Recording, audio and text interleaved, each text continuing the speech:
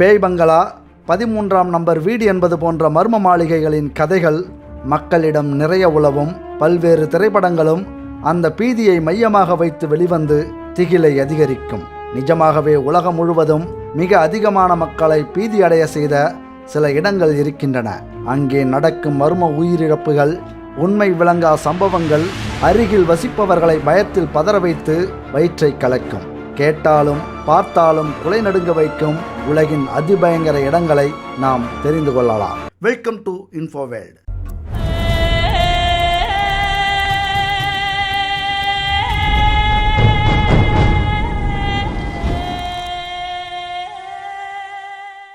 மார்க்ஸ்லாட் சாத்தானின் பங்களா இது அயர்லாந்து நாட்டில் இருக்கிறது.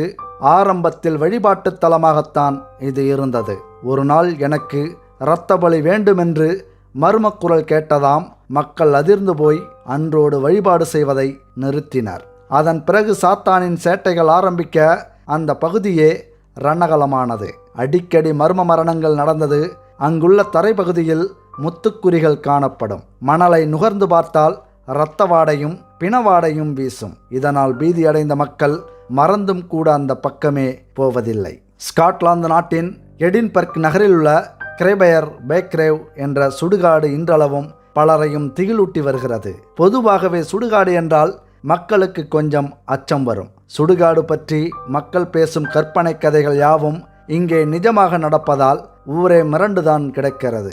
இந்த சுடுகாட்டு பகுதியில் திடீரென்று குளிர்ந்த காற்றும், பிணம் எரியாத போதும் திடீர் பிணவாடையும் வீசுமாம். அத்துடன் சமாதியில் இருந்து கூச்சல் சத்தமும் கேட்கிறதாம். சில நேரங்களில் கண்ணாடி நொறுங்குவது போன்ற சத்தம் கேட்குமாம். நெருங்கிச் சென்று பார்த்தால் கண்ணாடி துண்டுகளும் காணப்படும். இப்படி நடப்பதால் இங்குள்ளவர்கள் இருட்டிய பிறகு வெளியில் எட்டி கூட பார்ப்பதில்லை. அது மட்டுமல்லாமல் அடிக்கடி வீடுகள் இருக்கும் பகுதிக்குள்ளும் பேய்கள் வந்துவிடுமாம். ஜார்ஜ் மெக்கன்சி என்பவரின் கல்லறையில் இரத்த காட்டேறி குடியிருப்பதாக பலரும் நம்புகிறார்கள். இவர் மேலதிகாரியை அவதூறாக பேசியதாக குற்றம் சாட்டப்பட்டு சித்திரவதை செய்து கொல்லப்பட்டார். அதற்கு பழிக்கு பழி வாங்குவதற்காக ஆவியாக அலைவதாக மக்கள் கூறுகிறார்கள். மர்மத்தீவு, பழி வாங்கும் மர்மத்தீவு இது.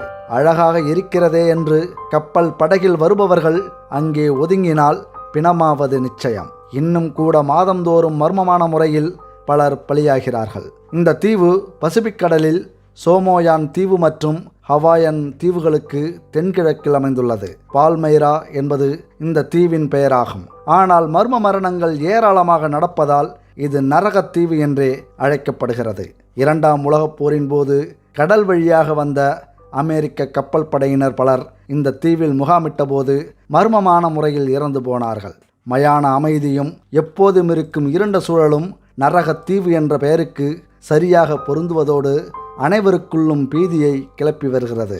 ஒயிட் சேப்பல், செத்த பின்னும் மிரட்டும் மன்னன் என்ற பெயர் இதற்கு. ஹிட்லரை போல பிறரை கொடுமை செய்வதில் இன்பம் காணும் மன்னன் டிராகுலா.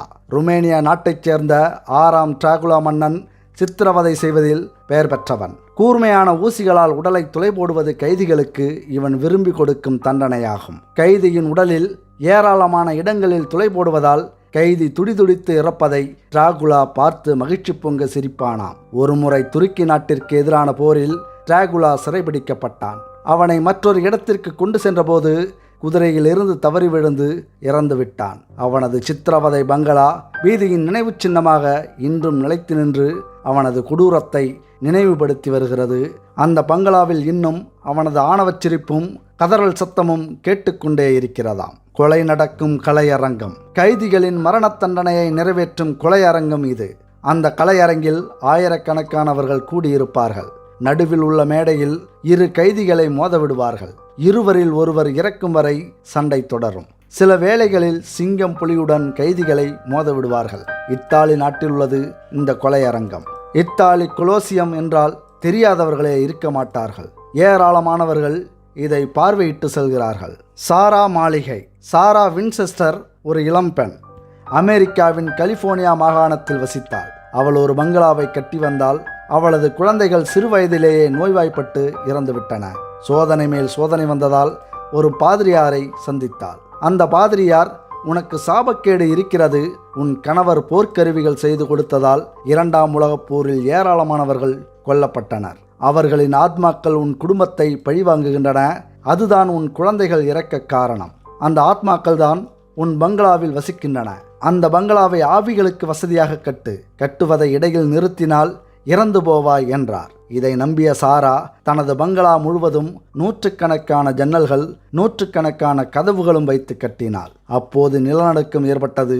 அதுவும் ஆத்மாக்களின் கோபம் என்று எண்ணிய அவள் மேலும் ஜன்னல் கதவுகளின் எண்ணிக்கையை அதிகரித்தாள். பங்களா கட்டி முடிக்கும் முன்பே சாரா இறந்து விட்டாள். இன்றளவும் இது சுற்றுலா பயணிகளை திகைக்கவும் ஆச்சரியப்படவும் வைக்கும் மாளிகையாக திகழ்கிறது. இந்த பங்களாவில் எத்தனை ஜன்னல்கள், கதவுகள் இருக்கின்றன என்று எண்ணிச் சொல்வது முடியாத காரியமாகும். சாரா மாளிகை இதுதான். ஒயிட் சேப்பல் கட்டிடம். கிழக்கு லண்டனில் ஒயிட் சேப்பல் என்ற ஒரு கட்டிட வளாகம் இருக்கிறது. ஒரு வழிபாட்டு தலம் போல காணப்படும் இந்த பகுதி உலகில் அதிக குற்றம் நடைபெறும் ஒரு பகுதியாக இருக்கிறது. இங்கே 19ஆம் நூற்றாண்டில் ஆயிரக்கணக்கான பெண்கள் மர்மமான முறையில் கற்பழிக்கப்பட்டு கொல்லப்பட்டுள்ளனர். சிலர் கொடூரமான ஆயுதத்தால் உடல் வெட்டி பிளக்கப்பட்ட நிலையில் இறந்திருக்கிறார்கள். இப்பகுதியில் வினோத ஆத்மாக்கள் கொடூர ஆயுதங்களுடன் அலைவதாக நம்பப்படுகிறது. ஆஸ்விட்ஸ் முகாம். போலந்து நாட்டில் ஜெர்மன் சர்வாதிகாரியான ஹிட்லரின் கைதிகள் சித்திரவதை முகாம் இருக்கிறது. ஆஸ்விட்ஸ் பிர்கெனா கான்சென்ட்ரேஷன் கேம்ப் என்ற இந்த முகாமில் லட்சக்கணக்கான யூதர்கள் கொடுமை செய்யப்பட்டு கொல்லப்பட்டனர். இங்கு இறந்தவர்களின் ஆத்மாக்கள் எல்லாம் பழிவாங்கும் எண்ணத்தில் திரிவதாக கூறுகிறார்கள். அதேபோல் சீனாவில் மஞ்சூரியா என்ற இடத்தில் உள்ள மற்றொரு நாசிக் கைதிகள் முகாமிலும் 2.5 லட்சம் பேர் ஹிட்லரின் வெறிக்குணத்துக்கு பலியானார்கள். இங்கு நினைவு சின்னம் போல் அடுக்கி வைக்கப்பட்டிருக்கும் மண்டை ஓடுகளை பார்த்தால் இன்றும் பார்ப்பவர்கள் மனதுக்குள் கிளி ஏற்படுகிறது. சரி, இதுவரை உலகில் எங்கோ ஒரு மூலையில் உள்ள மர்மமான இடங்களை பற்றி, பீதியை கிளப்பும் இடங்களை பற்றி நாம் பார்த்தோம். இப்போது நமது தமிழ்நாட்டிலே நடந்த ஒரு மர்மமான விஷயத்தையும் இடத்தை பற்றியும் நாம் பார்க்க போகிறோம். கடலூர் முதுநகர் அருகே பச்சாங்குப்பம் கிராமம் உள்ளது. விவசாய கூலி தொழிலாளர்கள், தொழிற்சாலையில் வேலை செய்பவர்கள், உள்ளூர் மீனவர்கள் அக்கிராமத்தில் வசித்து வருகின்றனர். கொரோனா ஊரடங்கால் கிராமமே முடங்கி கிடந்தது. டாஸ்மாக் கடைகள் திறக்கப்பட்டு ஊரடங்கு தளர்த்தப்பட்ட நிலையில் அக்கிராமத்தில் மெல்ல இயல்பு நிலை திரும்பியது. அந்த கிராமத்தில் அடுத்தடுத்து நடந்த திகிலூட்டும் நிகழ்வுகளால் கிராமமே பீதியில் உறைந்தது. பச்சாங்குப்பம் நடுத்தருவைச் சேர்ந்த 2 இளைஞர்கள் சாலை விபத்தில் பரிதாபமாக உயிரிழந்தனர். அதே நாளில் அதே தெருவைச் சேர்ந்த 62 வயது முதியவர் ஒருவர் வீட்டு மொட்டை மாடியில் மின்சாரம் தாக்கி கொளுத்தும் வெயிலில் மயங்கி விழுந்து துடிதுடித்து உயிரிழந்தார். ஒரே தெருவில் 3 பேர் உயிரிழந்த சம்பவம் அக்கிராமத்தில் அதிர்ச்சியையும் பெரும் சோகத்தையும் ஏற்படுத்தியது. அடுத்த நாள் கிழக்கு தெருவைச் சேர்ந்த 45 வயது மாற்றுத்திறனாளி பெண் ஒருவர் அப்பகுதி ஓடை வழியாக குலதெய்வம் கோவிலுக்கு சென்றார். அப்பொழுது படையெடுத்து வந்த ராட்சத விஷக்குளவிகள் நூற்றுக்கணக்கில் அவரை கொட்டின. உயிருக்கு ஆபத்தான நிலையில் மருத்துவமனையில் சேர்க்கப்பட்ட அவர் அங்கு உயிரிழந்தார். அடுத்த நாள் நடுத்தருவைச் சேர்ந்த 65 முதியவர் ஒருவர் உடல்நலக்குறைவால் உயிரிழந்தார். இந்த தொடர் மரணங்களால் பச்சாங்குப்பம் கிராமம் பீதியில் உறைந்தது. அதனை அடுத்து நடந்த சம்பவம் அப்பகுதி மக்களை திகிலில் ஆழ்த்தியது. வெளியூரைச் சேர்ந்த மீன் வியாபாரி ஒருவர் அதிகாலை 3 மணி அளவில் பச்சாங்குப்பம் சுடுகாடு வழியாக மீன் வாங்க உப்பனாற்றுக்கு சென்றதாக தெரிகிறது. அப்போது சுடுகாட்டு பகுதியில் வெள்ளை போர்வையை போட்டு கூட்டமாக மீன் வியாபாரியை நோக்கி வந்த மர்ம உருவங்களை பார்த்து பீதி அடைந்தவர் தப்பிச் செல்ல முயன்றபொழுது வண்டியுடன் கீழே விழுந்து படுகாயமடைந்து மூச்சை அடைந்தார். அதனைத் தொடர்ந்து வந்த மீன் வியாபாரிகள் அவரை 108 ஆம்புலன்ஸ் மூலம் மருத்துவமனையில் சேர்த்தனர். தொடர் மரணங்களும் மீன் வியாபாரியை பருமா உருவங்கள் துரத்தி வந்த சம்பவமும் கிராம மக்களின் நிம்மதியை குலைத்தன.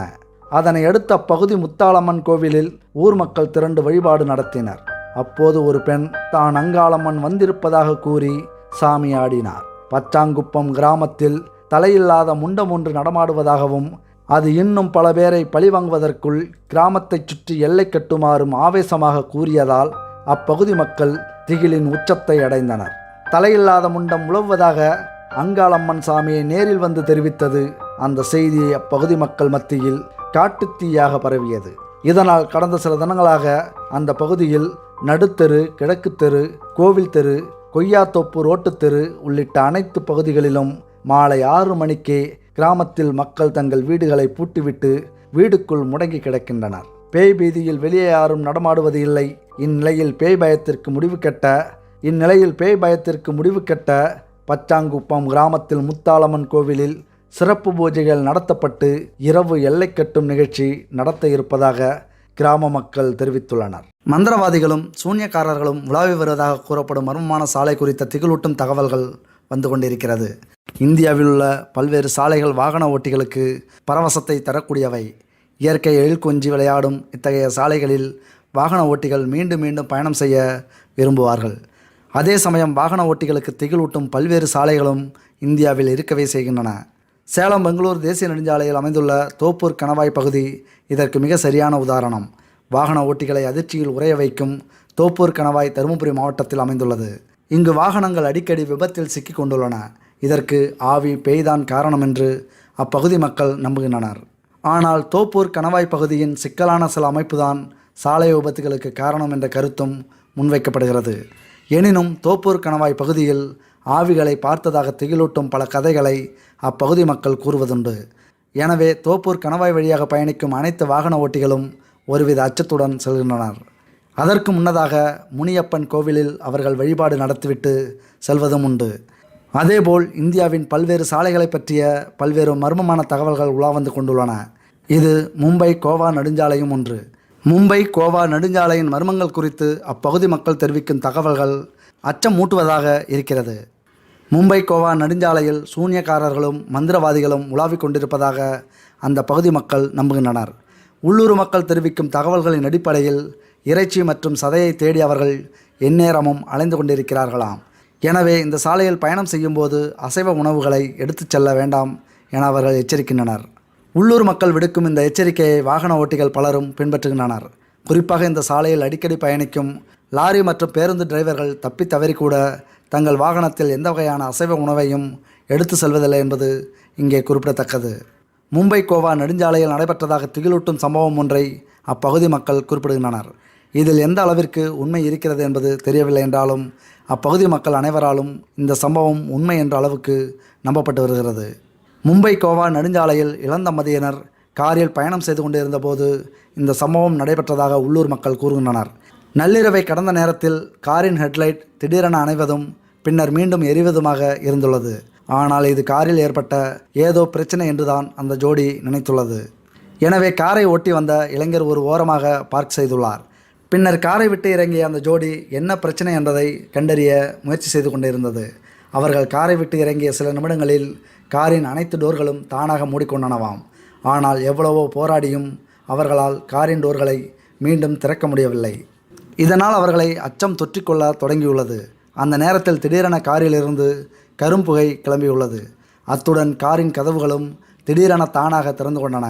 நள்ளிரவு நேரத்தில் துணைக்கு யாரும் இல்லாத சமயத்தில் நடைபெற்ற இந்த திகில் சம்பவத்தால் அந்த ஜோடிக்கு நடுக்கம் எடுக்க ஆரம்பித்துள்ளது. எனினும் காரின் கதவு அதுவாக திறந்து கொண்டதால் இளைஞர் உள்ளே சென்று பார்த்துள்ளார். அப்போது காரில் இருந்த அசைவ உணவுகள் எதையும் காணாததைக் கண்டு திடுக்கிட்டார். அந்த நேரத்தில் வெளியே நின்றிருந்த அவரது மனைவி அலறும் சத்தம் கேட்டுள்ளது.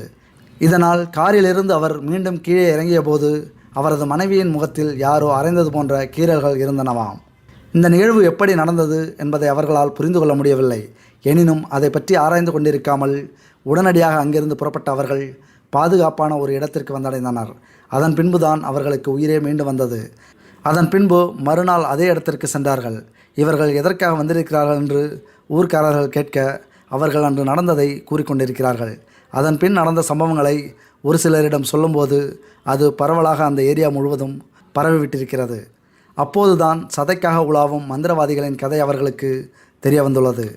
ஏற்கனவே குறிப்பிட்டதை போல இந்த சம்பவத்தில் எந்த அளவிற்கு உண்மை உள்ளது என்பது தெரியவில்லை. ஆனால் மந்திரவாதிகள் உலாவுவதால் இறைச்சியை எடுத்து செல்லக்கூடாது என்பது அப்பகுதி மக்களின் நம்பிக்கையாக இருந்து வருவது உண்மை. இதேபோல் இந்தியாவின் பல்வேறு சாலைகள் வாகன ஓட்டிகளை திகிலூட்டி வருகின்றன.